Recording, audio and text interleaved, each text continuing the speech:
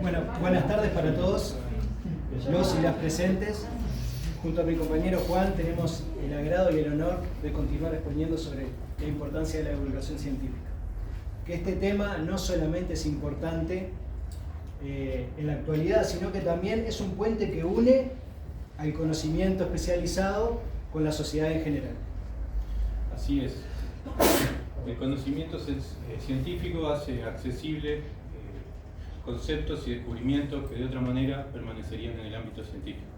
Hoy vamos a abordar dos perspectivas: una aproximación conceptual al rol de los documentales en la divulgación y una mirada histórica a la evolución de la interacción de la ciencia con el público. Bien, en primer lugar, el documental es un género fundamental dentro de lo que nosotros llamamos la divulgación científica audiovisual. Según Bienvenido León, que ya mencionaron las compañeras anteriormente, un catedrático, él decía que, bueno, esto era importante para poder transmitir conocimientos complejos, en realidad, al público en general. Por ejemplo, él decía que los documentales lo que tienen es dar una ayuda visual y una presentación atractiva para que poder de repente enseñar ciencia o presentar ciencia de una manera especial al resto de las gentes, y capaz que hay conceptos que son súper complicados leyéndolos, pero con el documental son más accesibles para nosotros. Lo que hace que esto sea un vehículo en realidad, o sea, bastante accesible para poder explicar y compartir ciencia. Ahora bien, también Bienvenido León decía que, bueno, tiene sus limitaciones, pero bueno, es importante y en realidad sí es un beneficio.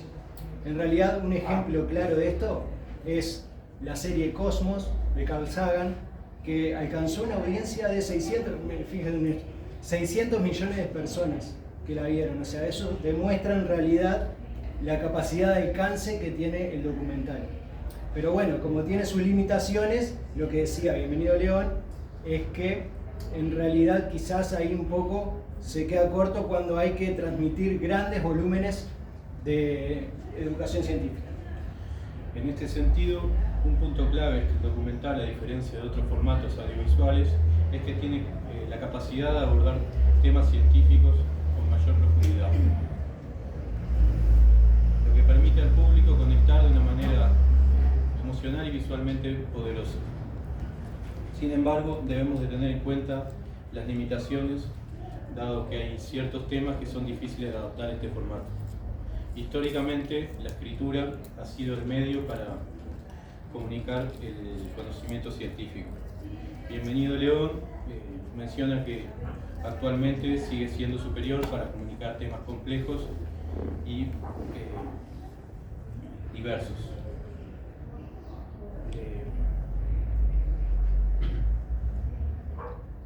Pero hay que tener en cuenta las limitaciones en cuanto a profundidad y precisión. A pesar de esto, Mazarán y De Castro subrayan que el cine y la televisión han hecho accesible el conocimiento científico para el público en general. Bien. En segundo lugar, en realidad tenemos que rescatar que la divulgación científica no es un fenómeno reciente. Esto no nace hoy, esto ya viene antes. Y Mazarán y De Castro nos remontan a que, bueno, hay que empezar a mirar desde el siglo XVII, donde inclusive científicos como Galileo tomaron conciencia en poder transmitir o comunicar o publicar al público en general sus primeros descubrimientos, obviamente. Después ya en el siglo XVIII y XIX es que ahí crea un poco más de importancia y hay un crecimiento porque la aristocracia en Europa y la clase media como que empieza a tomar un lugar importante gracias a los libros, empiezan a leer, entonces ahí hay como un crecimiento en cuanto a la divulgación científica. Después, ya entrados en el siglo XIX profundamente, es cuando la divulgación científica en realidad llega como a un auge. Ahí eso se da gracias a las exposiciones universales, que lo que hacían era presentar la ciencia y la tecnología.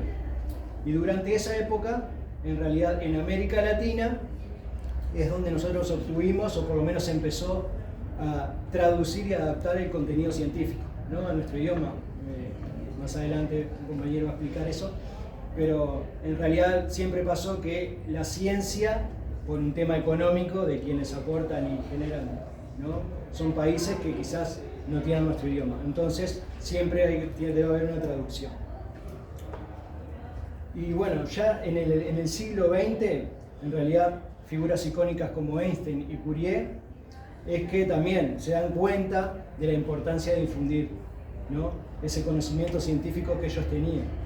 Y ahí, bueno, es donde aparecen nuevos medios, la radio, el cine, inclusive los museos interactivos, esos museos que a veces vemos en las películas, donde quizás son de historia y hay un historiador que va contando y narrando lo que vas viendo. Así también en lo científico, en museos de ciencia donde científicos o gente especializada en realidad va detallando y haciendo como un recorrido explicando cosas. Eso es lo que llevó a como una nueva era, ¿no?, en lo que es la divulgación. Siguiendo con esto, una pregunta clave que podríamos hacernos es ¿cuáles son los diversos formatos en los cuales podemos encontrar un texto de divulgación científica? Según Mazzarani, hoy podemos encontrar un texto de divulgación científica en una gran variedad de plataformas, tales como artículos de revistas, blogs especializados, podcasts y contenido en redes sociales. Esta diversidad de plataformas es lo que le permite a la ciencia acceder a distintos públicos con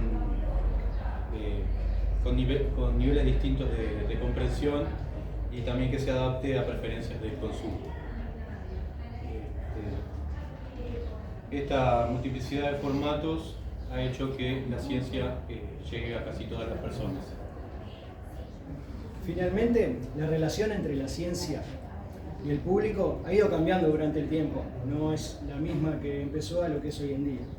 ¿No? En un principio el público tenía como un rol más activo, participaba más en cuanto a la validación de la ciencia. Hoy en día es que ha crecido la especialización del conocimiento y como que esa brecha se va agrandando un poco más. O sea, están los científicos que descubren y que investigan y después está el resto de la sociedad como intentando entender. Un ejemplo, es muy por fuera, pero en realidad pasó, por ejemplo, cuando llegó, hoy se hablaba, creo, algo del COVID, por ahí vi que se iba a hablar, también pasó que en realidad, o sea, habían cosas que para nosotros eran nuevas, que había gente estudiándolo y que, bueno, ese conocimiento necesitaba salir a la sociedad y ahí, bueno, conferencias de prensa, entrevistas, en todos lados con científicos, doctores especializados, infectólogos, que pudieran transmitirnos. Entonces, hoy en día lo que debemos hacer o necesitamos es que la divulgación científica sea un poco más interactiva, que también se fije, por ejemplo, en lo que es las creencias y las expectativas que tenemos nosotros, ¿no?, para poder unirnos y acortar un poco más la brecha. Según Mazzarani y De Castro, es crucial que científicos, comunicadores y periodistas colaboren para crear un proceso que satisfaga tanto las demandas sociales como las científicas. Sin embargo, es importante juntar los criterios porque no hay un solo método que funcione para todos, lo que añade complejidad al esfuerzo. Bien, en conclusión, la divulgación científica ha evolucionado. Hoy decíamos que no es lo mismo que era antes.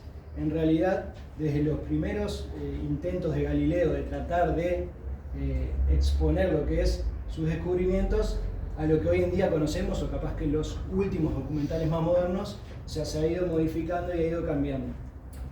Y bueno, a lo largo de este proceso, de esta presentación que vimos nosotros, es que nosotros nos damos cuenta que especialmente el documental ha jugado un papel crucial al acercar a la ciencia al público. Así es, pero aún queda mucho por hacer. En la actualidad debemos avanzar hacia un modelo de divulgación más interactivo e inclusivo, donde el público no solamente sea receptor, sino que también participe activamente. Este es el reto de nuestra era, hacer del conocimiento accesible, comprensible y compartido para todos. Muchas gracias por su atención.